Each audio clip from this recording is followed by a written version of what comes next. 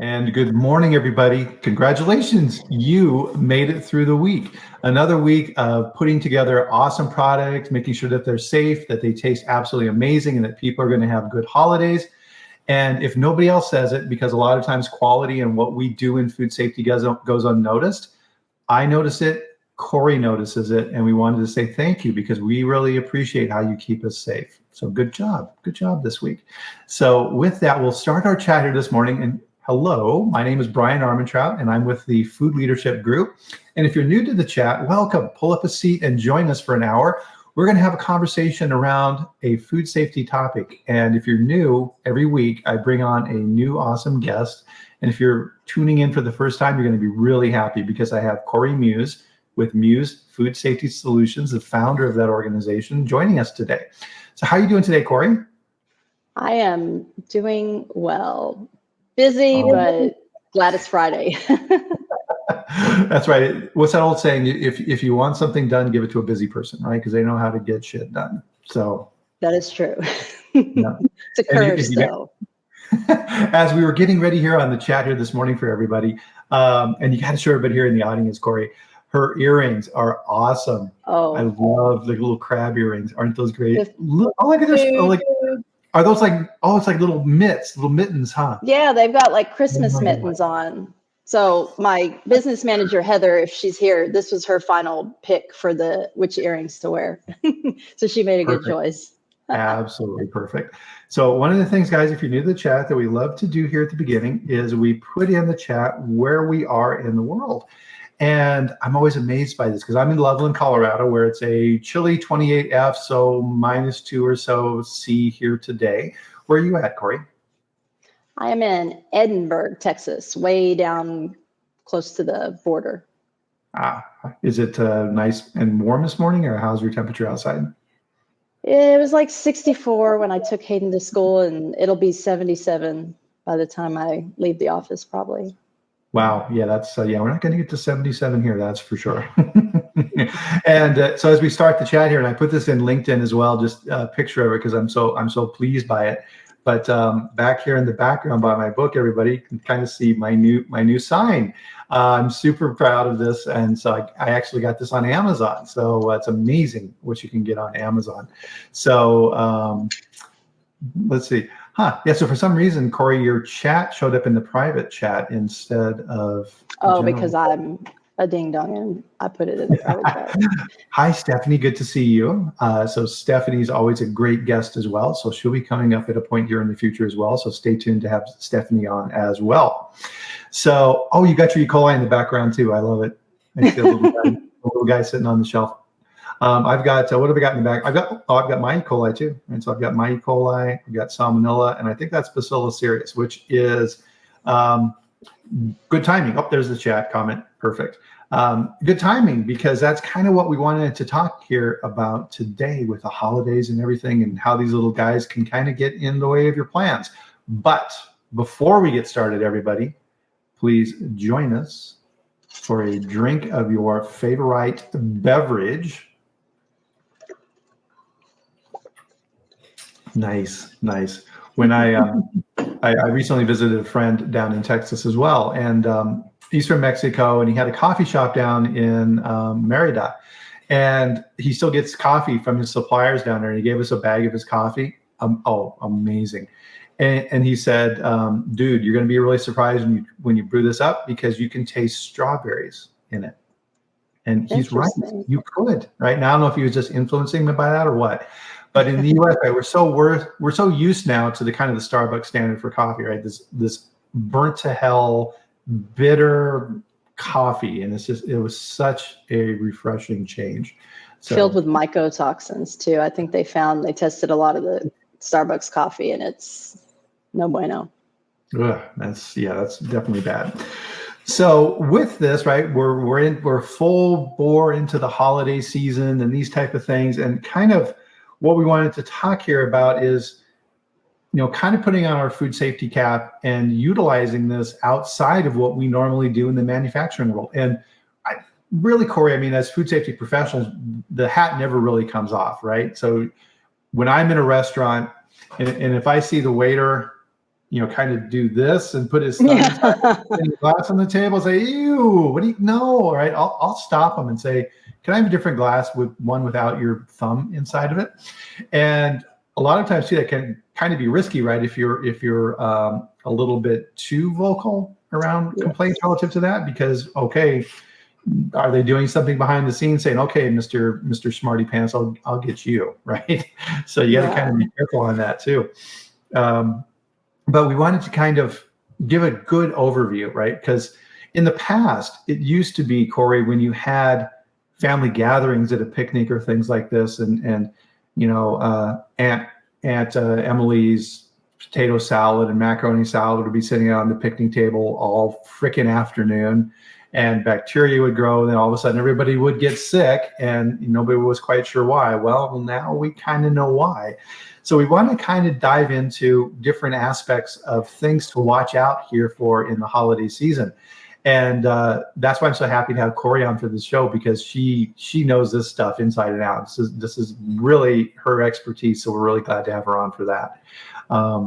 So kind of as a first topic, and this is an easy one, right? Because part of this is we're all busy, right? We're preparing for I went to Costco yesterday, right? And fought the crowds for that.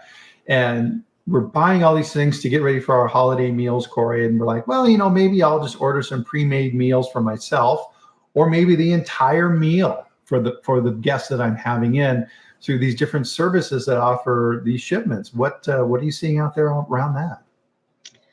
I mean, I think if you know me, you know my opinion on that, and it's not safe. I audit too, and I have these conversations with auditees just out of curiosity, and they'll say, oh yeah, I won't name names, but we use a meal kit service. It's great.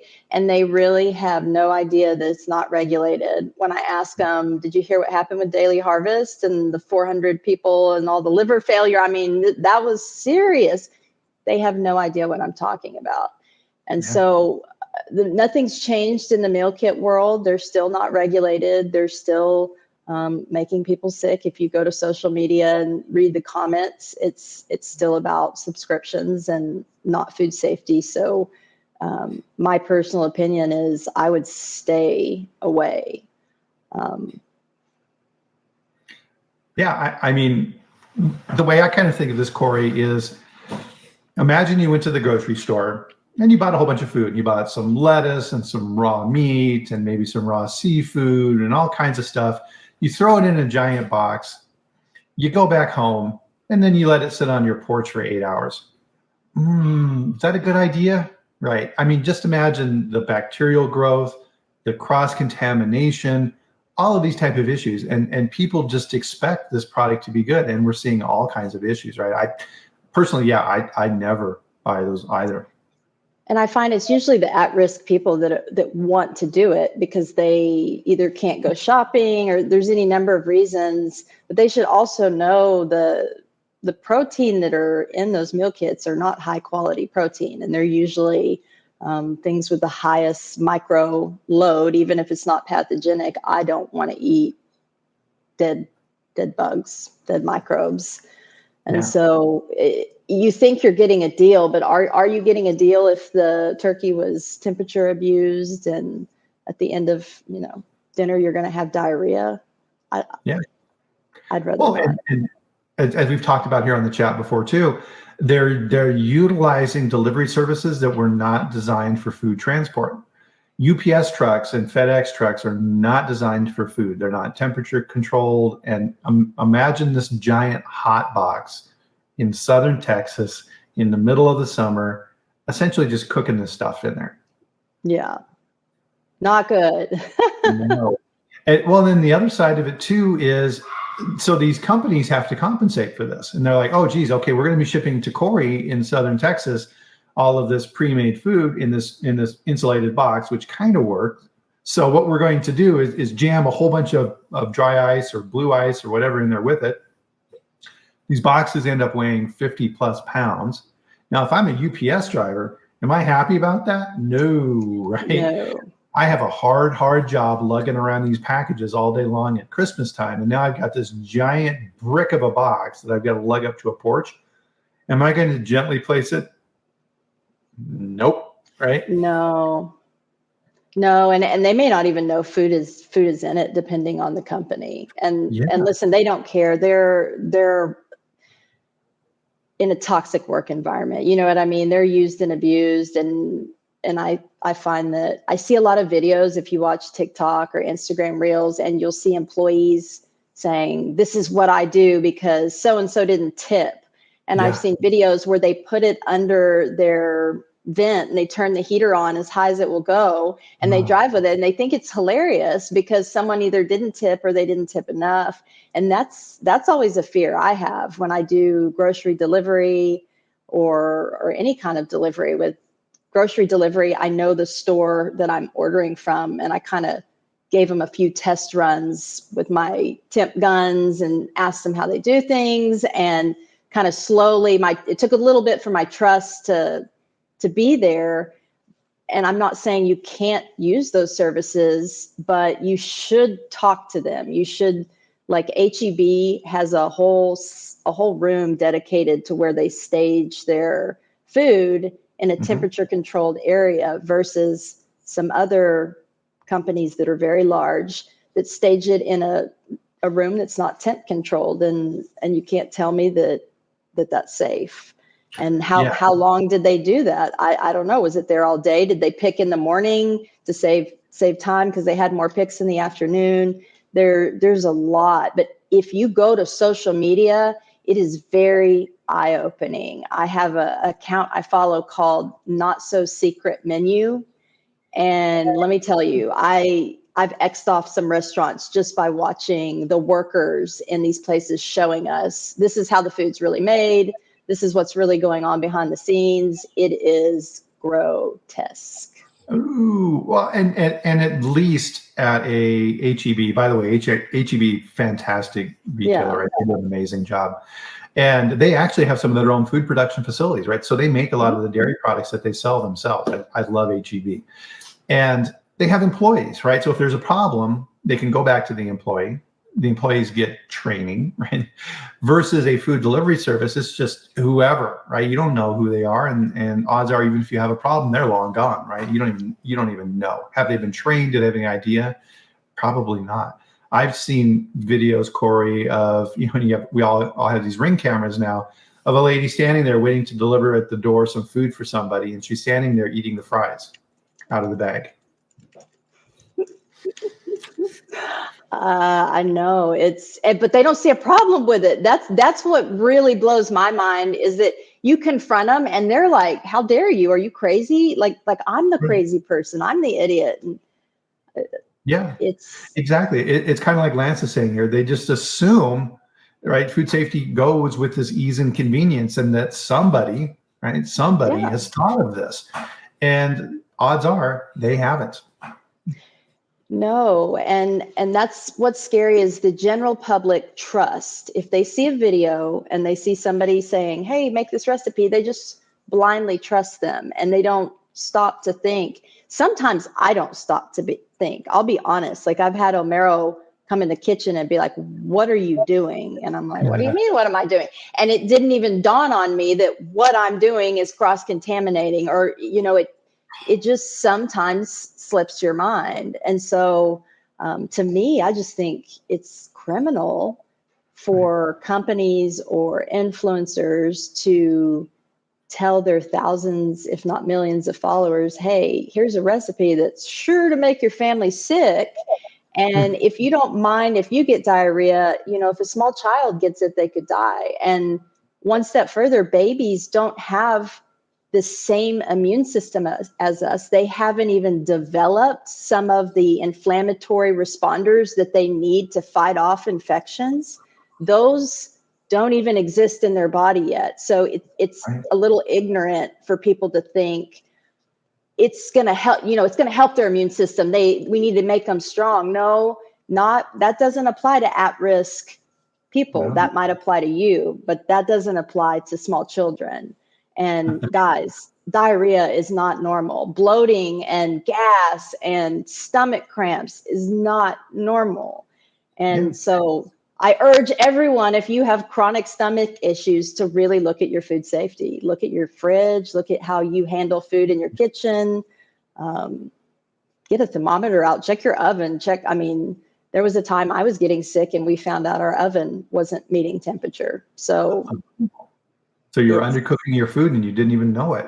Didn't even know it. And it was a couple months I was sick and it was just like, what is going on? And then we started temping the stove, and sure enough, that's what it was.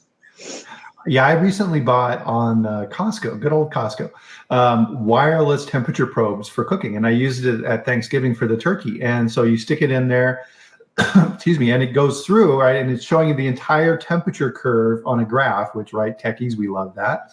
And it's saying, okay, your turkey will be ready in 2 hours and 47 minutes. And then it's giving you the breakdown. It's like, okay, pull it out of the oven. Now let the turkey sit, before you, and it's just like, awesome, right? Because the old probes with the wire where you kind of have to plug it in the oven and stuff like that, those never really worked very well. So definitely look at something like that as well. If you're are those reusable? Yeah, so they're slick. I mean, so they're self-contained little probes that charge. They're Bluetooth and Wi-Fi. There's a base that you charge them and that hooks to the internet. You go in and you put in a recipe, and then it automatically downloads what you're cooking to the probes. In the probe themselves, there's a tip which gives the internal temperature, and on the outside of the probe, and the probes are about that long, it actually then also gives the ambient temperature in the oven, and so then it gives a delta between those two, so you can compare. I'm writing all this down. I'm gonna go buy one of these. I'll get you the link after that. Yeah. So. Okay. This is a completely off the cuff conversation we're having here relative to this, but this is how food safety improves, right? Sharing information and saying, hey, I found this cool little gadget, you should use it too, right? Bam. Yeah. And also, I mean, I don't know why people think it's funny to make their guests sick. I notice a lot of stuff in social media where people laugh and they think it's a joke, they think it's funny, and I mean, I just don't. And looking at Lance's comment, that's so true. You go to someone's house and you really assume that everyone is observed food safety, unless you're us, of course. And then you're like, who cooked that? You know what? I ask questions, and then my whole family's mad at me and they're like, why do you even come? But there's a few family members that I know don't wash their hands, or they fix their pet's raw meat on the counter and they don't sanitize. And it doesn't matter what you tell this family member, they will never, ever, ever believe you. So what do you think, Bryan, when you have a really stubborn, maybe an older relative, but they're cooking and they're doing something? I mean, that's a really wonderful thing to do for your family, is spend hours and hours and hours cooking, and you made this great meal and now I don't want to eat it because it's not safe. How do you handle that when you know something's not safe? Well, I mean, part of this, right, is and essentially, right, this is the consumer sphere, right? We're acting as customers of this whole process. There's only so much you can control, right? And it almost parallels what we were talking about with restaurants. So if you find somewhere that has crappy food safety processes, excuse the pun relative to that, you just don't go back there anymore, right? Because you can't go back in the kitchen and start, you're going to do it, right? Because it's not going to work. So with the family, right? So the thing is, the way I would approach it is this: it's going to be the same offenders, right? So if for sure.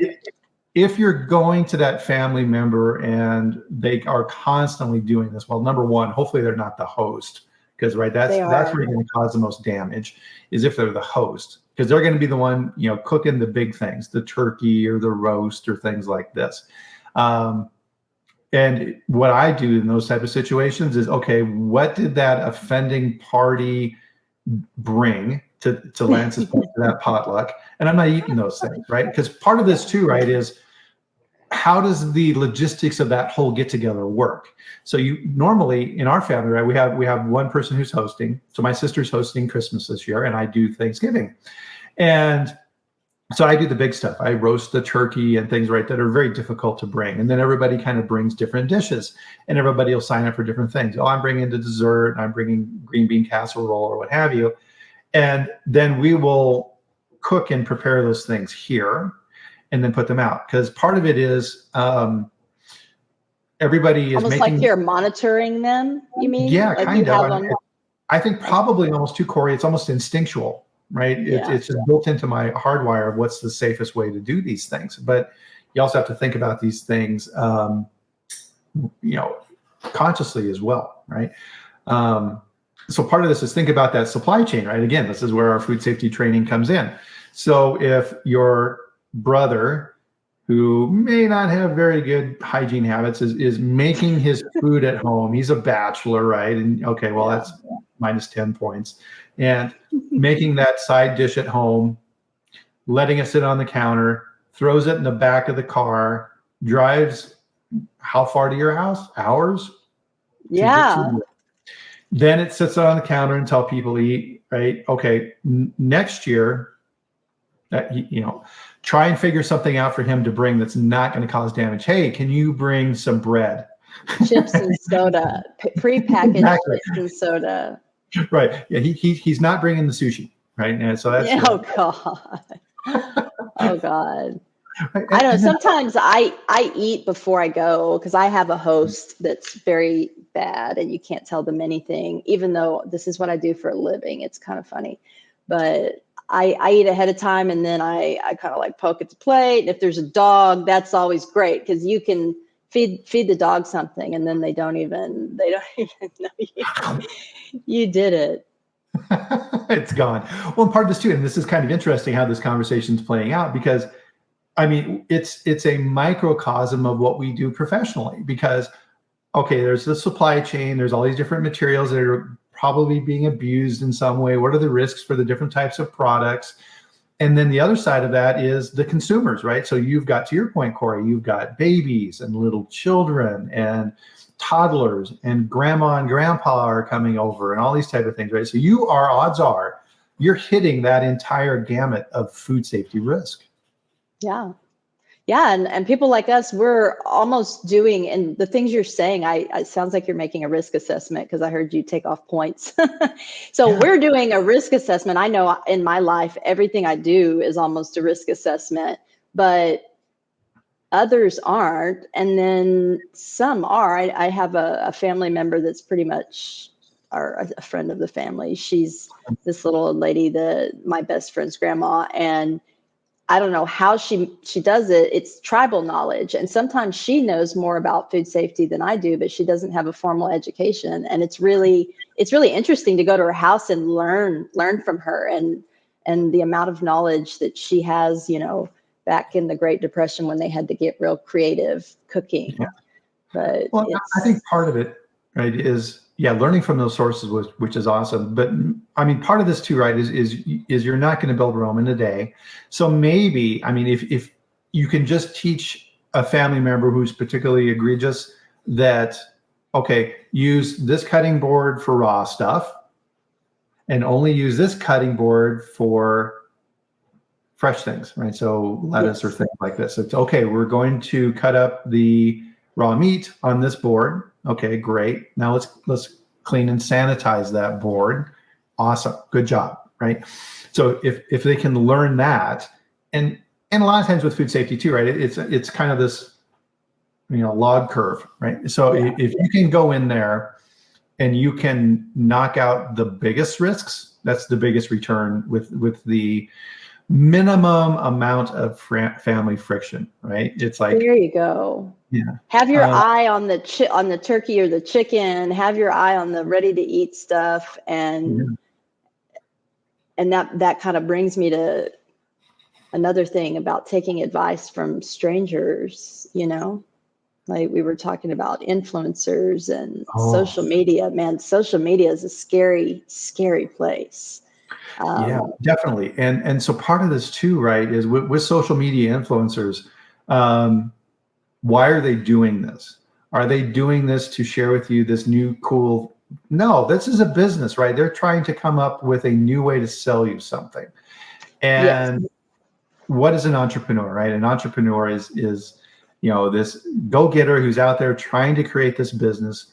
And anybody who's been in the food industry knows when you're starting off producing a new food product, it is super hard, right? Your goal is to keep the doors open, have a positive cash flow, and keep this thing going until it can take off, and you can sell your product in HEB or something like this, right? And you hit the big time. And a lot of times in these situations, they are utilizing shared space kitchens. They're renting out at night the spaces that they're making their products in. And this is strictly production. They had, to your point, grandma's recipe for empanadas or whatever. Mm-hmm. And they just taste amazing, but they have no idea of any of these elements associated, because food safety, a lot of times, unfortunately, comes after the fact. And I get these calls too, where, hey, I started jarring up mom's famous salsa and I want to start selling it. I need some help here. And at this point in time, they're way down the road. And you're just like, oh my goodness, where do you even start? It's like your family members. Okay, what's the acidity? What's your, craziness, right? And they're not thinking about making people sick. They just assume that it's okay. And most of the time, those clients that come to us, once you tell them what it entails, they either say, never mind, or they say, I'm going to do it anyways, my way. And they really don't believe, especially with the salsa. They're like, I'm not adding acid. No, but the peppers that you're adding are acidic. So you are adding acid. And so then there's that learning gap. But I believe the influencers want clicks. They want followers. They want clicks. They want attention. So, you really, in any business, need to look at the integrity of that business. Do they even care? And if they make you sick, are they going to make it right? Are they going to disappear and dissolve their LLC? And when you're talking about people on the internet that are a little bit intangible, I would not take any cooking advice from those people. It's horrifying to see sometimes on, I'll call it TikTok. I use like Instagram Reels, and I think they have one on Facebook, but I'll see some stuff that will quite literally make me throw up in my mouth, because I cannot believe anyone would do that. It's unsanitary. It's unhealthy. I guess it's for clicks. And sometimes I just hope it's a joke and it's not real. Like, please tell me that you edited this and this is not really what's going on. Because it's all about getting attention. And how can I do the craziest, wackiest thing that are going to get people to click on my thing? Hey, everybody, look at me. I'm going to make chicken today. Look at the dancing raw chicken, right? And you're just going, oh my God, what? Right? I saw a guy, and I'll put it in the comments when we're done, making sous vide in an airplane bathroom. Oh. And I mean, the whole thing, he brought in the batteries somehow, he got them charged, he put it in the sink, which was making me gag, because just the thought, you already are in an airplane bathroom. I feel like I can't wash my hands appropriately. I don't feel clean when I come out of an airplane bathroom. So I would never make food. He makes it, it's shrimp. He puts like Parmesan, I don't know what. And then he goes back to his seat and he takes a video of him eating it. And I wanted to throw up. Someone sent that to me. Yeah, I've seen videos of people making salmon in their dishwasher, wrapping it up in foil, and then cooking it in their dishwasher. So they're like steaming it, even with the water. They have it. They turn the water on. So they take the salmon fillet, they wrap it in foil, and then they stick it in the top rack of the dishwasher, put it on hot, and then run a cycle. That's disgusting. Oh my God. What have you just done now to your dishwasher, right? You've made it into a giant bacterial farm. Number one, you eat that salmon, it's going to be I know all your dishes. You want to reach to the camera and just go, whack, right? Oh my God. To your point, I saw somebody, preparing food in their motel room and creative ways to use the iron, right, for your clothes, to make grilled cheeses and all this others. And to your point, Cori, you're 100% right. All this BS is just to get clicks. But there are idiots out there who see this and go, oh, I'm going to do that. And they do it. And they, like, if you look in the comments, man, it makes me very disappointed in humanity usually when I go to the comments, because you see so many people, like, I'll say, guys, just want to let you know I'm a professional, and if you do this, it's a bad idea. And then everyone, go kill yourself. I do this all the time and I'm fine. And And I'm like, and I bet you have diarrhea all the time. And it's just wild. They're like, yes, and F off, nerd. I mean, Right. so it's almost like they're okay with it. It's cool to be stupid. I don't know, but taking advice from influencers, bad idea. Tia sent me a video of some girl, and we'll put that in the chat at the end. She had popcorn and she starts drizzling all this stuff on it. And she's like, okay, now it's time to take your cake mix. And she puts the eggs in and mixes it up, drizzles raw cake mix, and then says, oh, you just let it sit out overnight and dry. And when you're done, you eat it. And then there's the end, and she's eating it. And it's like, you don't see anything wrong with this. And then I got into an argument with people in the comments, and yeah, they were all against me, and I'm the idiot. Isn't it hilarious? Yeah, there's one rule on the internet nowadays, especially, right, is never admit you're wrong, right? If you see somebody, hey, you know, that's a good point. Well, I'm going to really take that. No, that never happens. Never, ever, ever happens. And part of this too, right, is we're talking about people who did things like the Tide Pod Challenge, right? Yes, exactly. The Duncan's point, right? Right. Oh no, we've got, you know, it's just like, oh, right.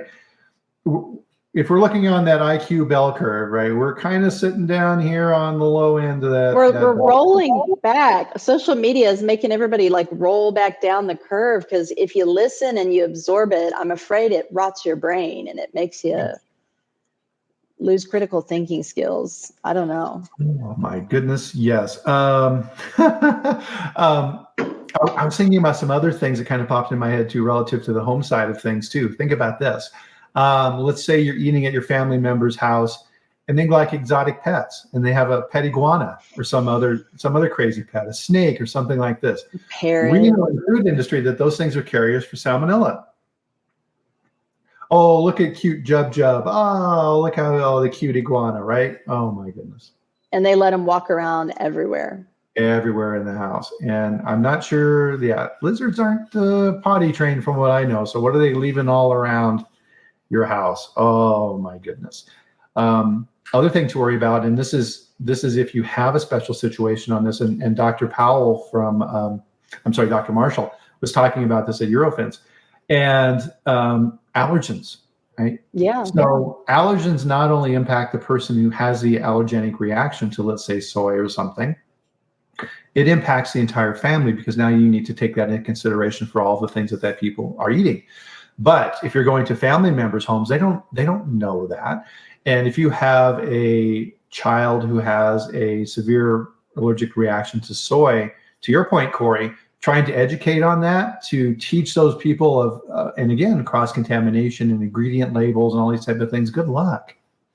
Yeah, and they get pretty aggressive. I have a food allergy, and people can get real aggressive with me, like, well, it's not going to hurt you, just take a little, or, oh, I've never heard of that. And no, I'm not interested in going to the ER. So I'll offend anybody any day over allergens, but not everyone feels comfortable doing that. So, and also you have to think that some people don't realize the sub ingredients of what they're making might have an allergen in it. And they don't consciously think, oh, like I have sesame seed allergy, I'm using tahini. Tahini's made from sesame seeds. And then I ask them, are there sesame seeds? And they say no, because they believe there's no sesame seeds. But now I'm going to the ER. And, you know, I mean, the consumers really need more education. I just wish consumers were more receptive to learning. Mm-hmm. And that's the constant challenge, right? It's kind of, there's been creative ways out there that have been, you know, tackle this topic, right? So you see on like local news broadcasts where they bring in the science guy, right, who does a fun experiment with some kids, showing them chemical reactions, what have you, with a giant plume of foam or what have you. But how do we do that in food safety to get that education out to consumers? That's really, really hard, because again, it's assumed, and that no matter what they do, it's always going to be safe, and they're not receptive to those messages. A lot of times the only thing that you see is local health agencies that put out what you would expect from a government agency, right? Very bland, boring. All right, we'll post a health alert on the board at the retailer to list all the recalls. Where no one looks. No one even knows to look. No one's looking at that. And so we know about these large issues that are going on, and the consumers have no idea, which kind of brings me to the next thing on this topic, which was foods I never, ever, ever eat. And the one that's really popped up for me in 2023 is, what the hell's up with enoki mushrooms? Oh my goodness, right? It's like listeria recall after listeria recall. And from what I've seen on that, it's kind of like Bill Marler, right? He talks about the foods he never eats. And I tell you what, enoki mushrooms is big on my list now. Are they mostly imported? A lot of times, yes. When I see the packaging, if they have it in the recall notices, it will be in packages with Chinese writing on the packages. Yeah, FSVP is not protecting us. That's all I'm going to say. And especially if you're a very small importer, the requirements to get your stuff in is laughable. Mm-hmm. So, well, yeah. So if you are buying food on Amazon, beware. Where's that food coming from? You have no idea what that supply chain is like, because a lot of times on Amazon, right? This is back to that entrepreneur angle again. These are people who have set up a shop. I can go out today and set up a shop on Amazon and sell stuff. And where did it come from? Where am I getting it from? Just like that knucklehead with DoorDash who's eating the French fries out of the bag on your porch. Same situation, right? You have no idea what you're getting. And they may not even be in the US. And that's what I'm finding. A lot of clients with Amazon are in a foreign country, which means they really have no tie to us. And do they really care if they make us sick? And the vibe I get a lot of times is they really don't care. And so you really need to look. It'll say sold by and fulfilled by. And if it doesn't say Amazon, I would stay away from it. If it's, a Chinese company, I would stay away from it, because there's just no controls. And most of the Amazon sellers are what is considered a very small importer. And all that is required of a very small importer is written assurances. So as long as someone's willing to sign a document, that's your assurance. And I don't know about you, but that's not good enough for me when you're talking about countries that are known for fraud. Yeah, some other foods to be really careful with, right? There's these fraud issues that come up with this food. Something I avoid is honey, right? You got to be really careful when you buy honey, because there's a lot of fraud in the honey industry. Yes. And so from a manufacturing perspective, I would never allow companies I work with to buy honey from China, right? Oh, yeah. So you're going to have contamination with antibiotics, so chloramphenicol, right? They're trying to keep their bees healthy. You don't even know if it's really, truly honey. And what the industry has found out recently is that what the fraudsters in China are doing is hiding the supply chain. So they will actually ship the honey out of Vietnam. So they will take their honey, send it to Vietnam, and then sell it from Vietnam. So it looks like Vietnamese honey. And the only reason this got caught, and I think this was John Spink who found this at Michigan State, is because now all of a sudden, here's the production levels of honey in Vietnam. All of a sudden it does this. And it's like, where's this honey being produced? How did you guys increase capacity so quickly? They didn't. So honey, olive oil. Oh my goodness, olive oil, right? Lots of fraud in olive oil. Even at Costco or things like this, I only buy, like, there's a Kirkland brand olive oil that's organic and these type of things, which gives you some additional assurances. Because if you dealt with the organic industry at all and had organic certified products, they are extremely concerned and look very, very closely at the supply chain, because they don't want you buying cheap ingredients and then selling it off as organic. So those supply chains tend to be pretty solid. So I trust those. Yeah, the cheap when it comes to olive oil is not a good thing. There's certain things you don't want to skim on for the sake of your health, really. Right. And then there's these things that pop up too, that, to your point earlier, Cori, that people who aren't dialed into this don't pay attention to. So there's this big issue going on right now with children's applesauce and lead. Right? So if and these lead levels, so for example, I think they're over like 400 or 500 times over the legal limit for lead in infant and young children's products. Can cause developmental issues that are going to haunt that child for probably the rest of their life. And the latest rumor that I saw this morning on the internet relative to this is this was done intentionally. I haven't seen that, but that's an interesting theory. Yeah. I mean, I feel like if you tested most of these places, you would find that the levels are dangerous. They just don't test. And I see in the comments, normal consumers say, well, why don't they just test every load? Well, because that's a very expensive test. You're talking 6 figures. So that's going to raise the price of that pouch, Mom. So do you really think that that's a feasible solution? And, I have solutions for heavy metals, for sourcing ingredients and process controls and things like that. There's ways to do it, but these manufacturers want to make money. They don't want to be slowed down. They don't want to pay more money for ingredients. They don't want to change their process. And to me, that just points to their food safety culture and how they feel about their consumer. Right. Well, and what's interesting as well, I'm seeing this trend out in the marketplace as well, is consumers are trying to protect themselves in these highly sensitive groups. I had a conversation with a consumer recently on a home gluten test kit. So they have a machine that they bought, which claims to be able to detect gluten in the food they eat. So they'll pop a sample of the food in, and then the machine says whether it's good or not. I know nothing. So I was trying to learn more about this machine, right? Because we know I hope we won't geek out too much here. But I mean, when you're looking at these type of things, what type of test methodology is it? Lateral flow device? Is it using some type of amino acid type test? What is it doing to identify this? And then, of course, that food matrix varies widely. So if you're testing a liquid versus a sticky, gooey peanut butter type thing, you're going to get different results. And this consumer had contacted one of my clients and said, hey, I found gluten in your product. And we're like, oh, that's highly unlikely, right? So we went back to the entire supply chain and looked at everything, reviewed all the testing and all the production records and everything else. Everything was perfect.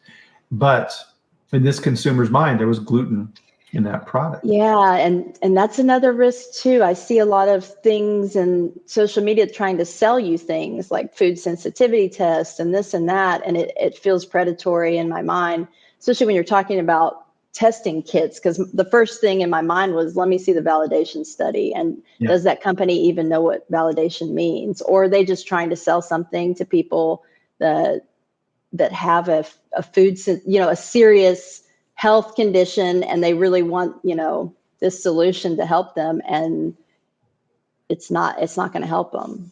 Right. I would be interested to learn more about that. Yeah, I'll get you the information on that. And this kind of gets into the whole influencer clickbait type side of things too. And they damage this information chain as well, because if people are overwhelmed with information, they just ignore it.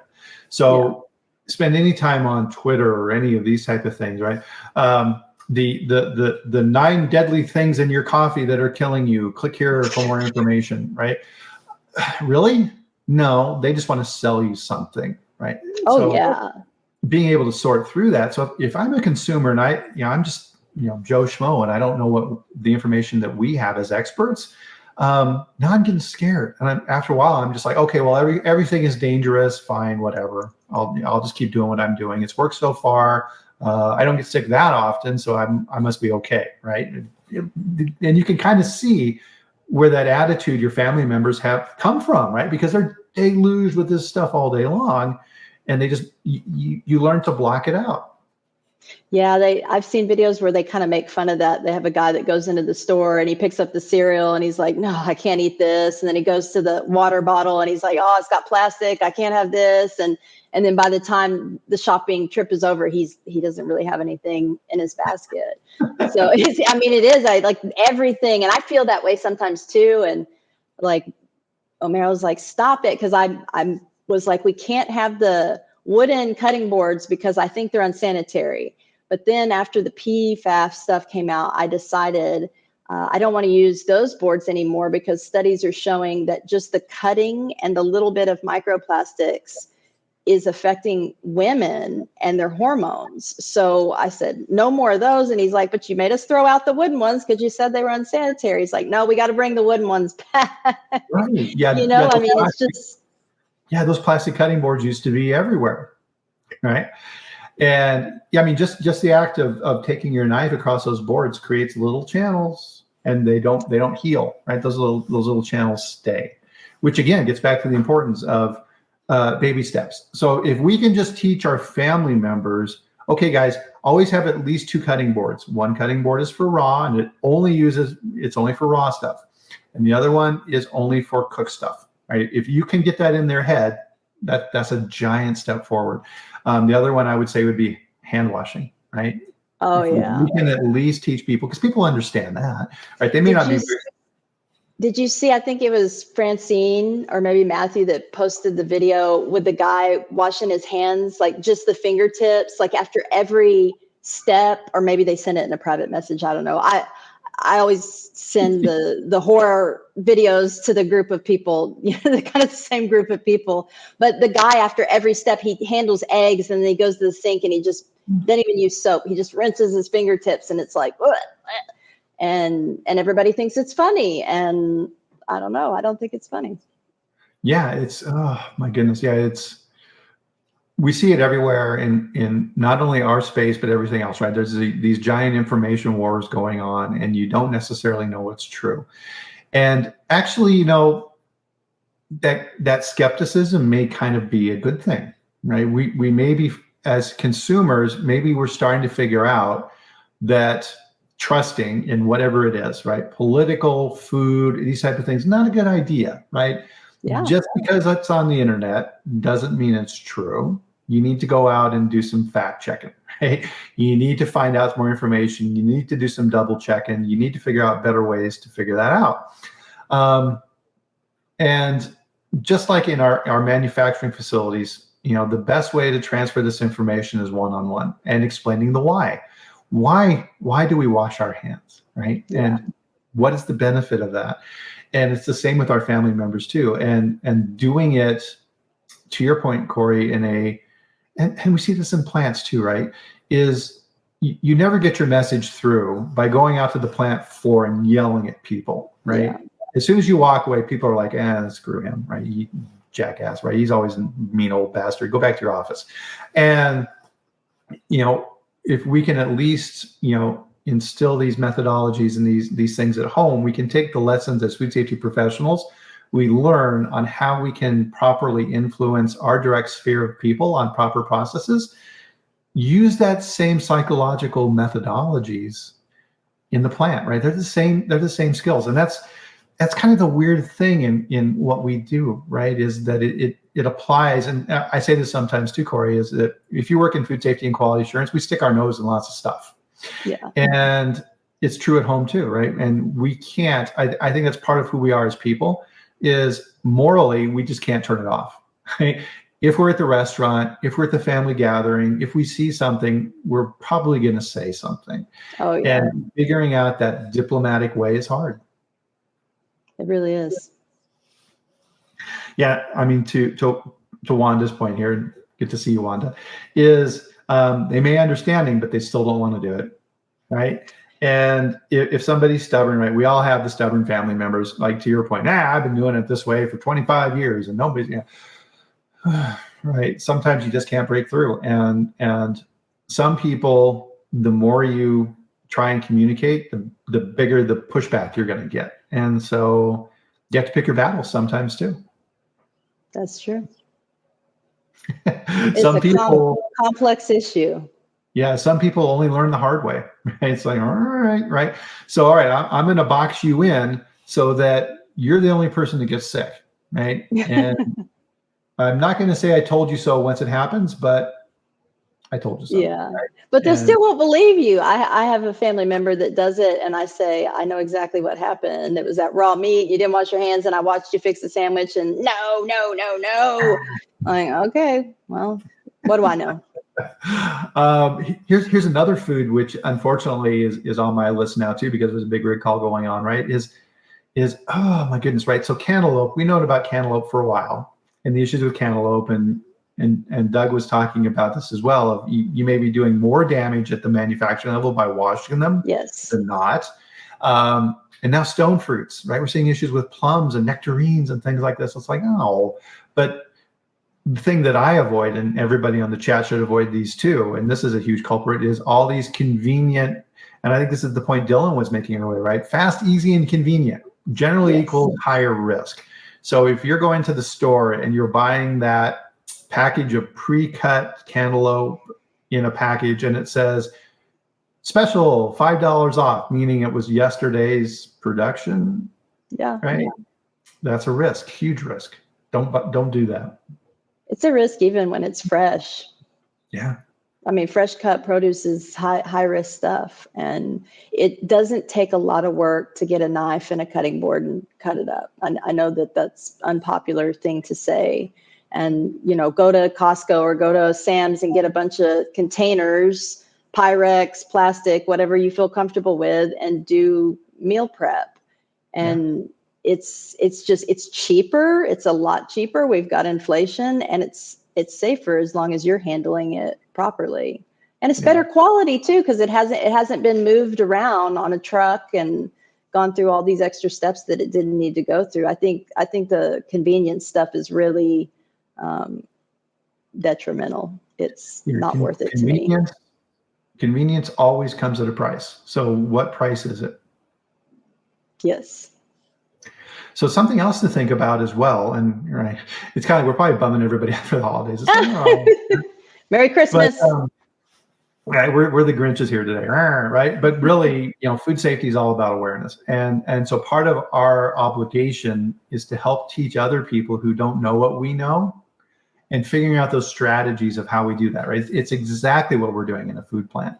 And speaking of food plants, this time of year also tends to be risky on the manufacturing side, because think about it. Mm-hmm. If I am a manufacturer who, this is my peak season, right? I'm cranking out fancy brie cheeses or things like this for the holidays, those special foods that people only bring out for special occasions. My production is ramped up like crazy. And this is the worst time to have an increase in production, because it's hard to find workers, it's hard to get overtime. You are stressing your system. The preventive maintenance isn't getting done. Maybe sanitation is being sped up. Companies are cranking, right? They want to get this product out the door. And this, as a result, increases the risk of a food safety event, because that's stressing the system. And so as a food safety professional, taking this information that we're talking about here today and focusing that in on the manufacturing process.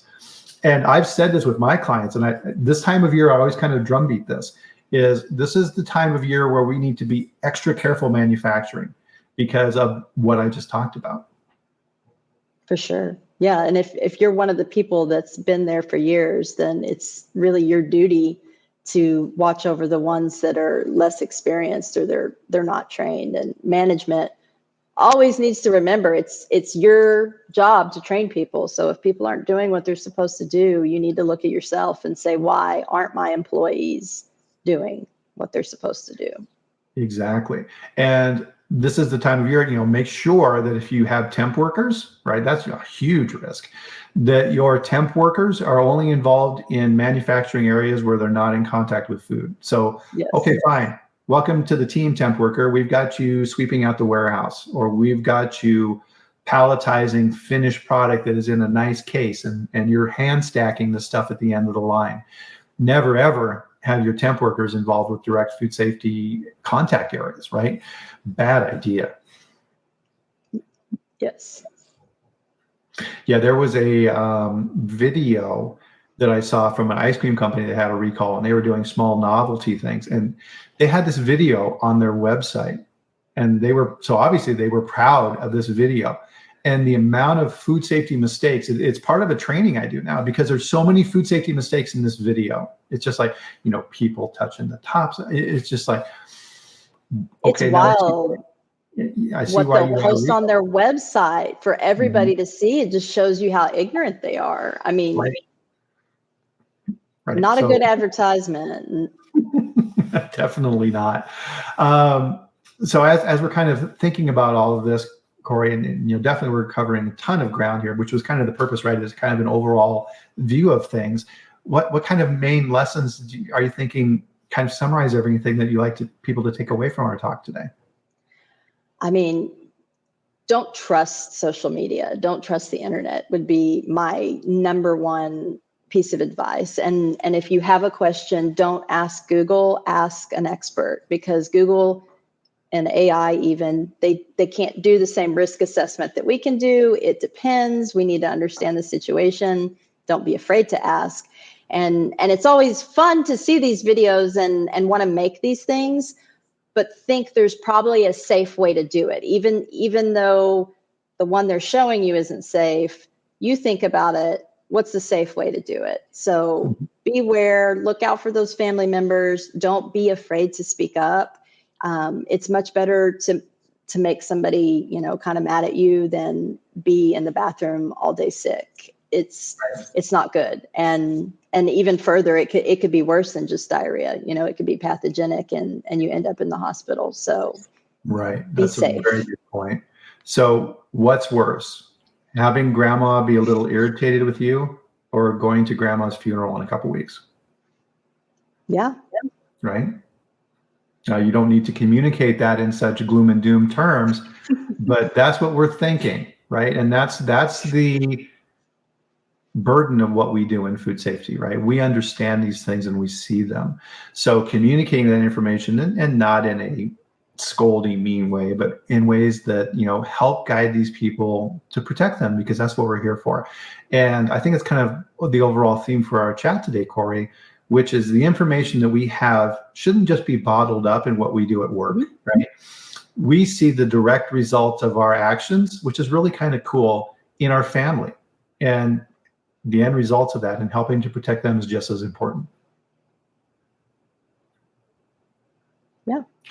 So, and I mean, sometimes we even get phone calls and people will ask us questions and we'll answer them. I don't think they realize what we really do, but yeah, we'll tell them, no, don't do that. You got to take a temperature. And so if you have a question, call somebody. And like I said, call an expert. I'm sure they're happy to help you.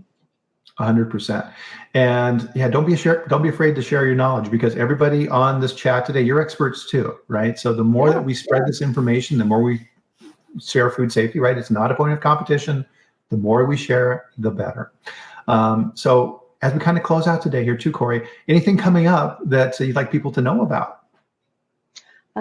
Just a couple of things. One, on the topic of sharing, in my auditing, I'm finding that a lot of sites don't understand what these schemes want for a mock recall cover sheet. So I've developed one, and it's going to have some guidance for each kind of scheme. It's going to be free, so be on the lookout for that. I'm going to share that for free. Awesome. And then here pretty soon, be on the lookout. I'm going to be looking for some consultants, because we're getting busy, and I bring it up here because you usually bring a good crowd of good professionals. So I know there's probably a good pool out there. So if you're a consultant and you're interested, solutions@foodsafety.muse, hit us up, and here we go. There we go. There's her email right there. It's always hard to point like this because everything's reversed. So yep, her email's right there. Reach out to Cori. We're always happy to help. So fantastic. Great chat, guys. So with this, thank you everybody for your attention, your input. It's always great to see everybody. And thank you again for investing an hour of your time out of your busy schedules to join us for this chat today. We really, really appreciate it. You are why we do this. And it just makes our day, and I know that it's the same with Cori as well. So with that, and again, right, food safety never rests. So we will be back next week with a new food safety chat at the same time. So 8 a.m. Mountain Time, 10 a.m. Eastern, and we live stream on LinkedIn, YouTube, and Twitter. And I will bring another amazing guest like Cori onto the show to have another chat around food safety. So thank you, Cori, for all that you do. You probably don't hear that enough either. So I want to say that to you too. Thanks. I appreciate it. And everybody have a great weekend. Enjoy yourselves. And we'll see you back here next week. Thanks, everyone. Bye. Thanks for coming.